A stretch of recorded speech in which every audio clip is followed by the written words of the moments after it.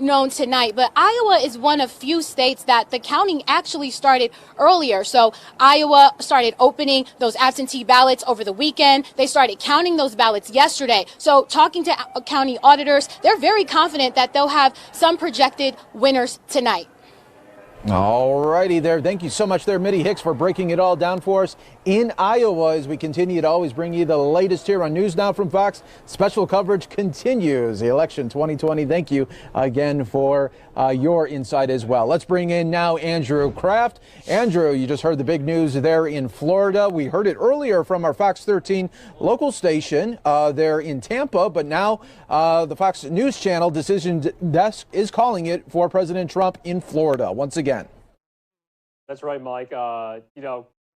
Tomorrow, a lot of people will be talking about, what the Trump campaign did to increase their vote share in Florida from 2016 to 2020. Remember, the president only won Florida by about 1.1, 1.2 percentage points last cycle. This time, it looks like he just won it by about 4.5 percentage points. So that's a really big increase from 2016. The Biden campaign most likely going to do postmortems on really what happened in Miami-Dade County, what happened in Broward County. Remember, Barack Obama was just sent to Miami a couple days ago on behalf of Joe Biden to shore up support there. We saw the former vice president and his running mate, Senator Harris, there in the days leading up to the election. So Florida going to Trump and the Biden campaign are probably asking themselves some questions tonight about what they could have done differently there in the Sunshine State. Yeah, and also it should be, a lot of people were talking about, we saw in Florida, in some other states as well during this whole campaign season. We were seeing of President Trump and these rallies that just weren't even sanctioned by the campaign, but they would have these boat rallies all around Florida that we were seeing pop up. So, did that have anything to do with it as far as just showing momentum for the candidate?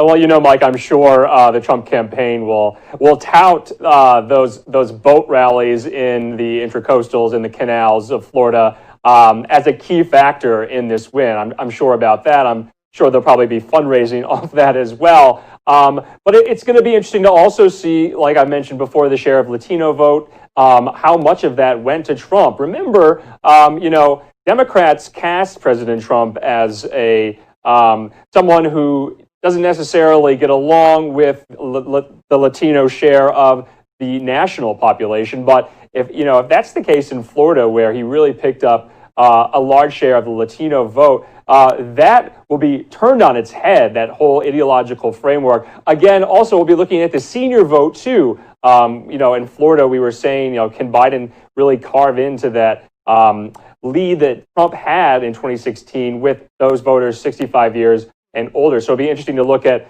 these certain two demographic shifts that we've been seeing in the Sunshine State as Trump declares victory there.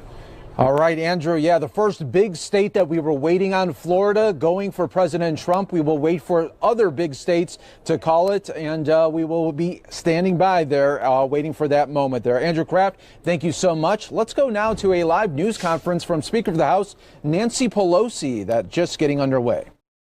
Its level, even virtually, she has succeeded, whether it's about messaging in a very disciplined way. She has succeeded in about amassing the financial resources, the money, the third M. She has broken all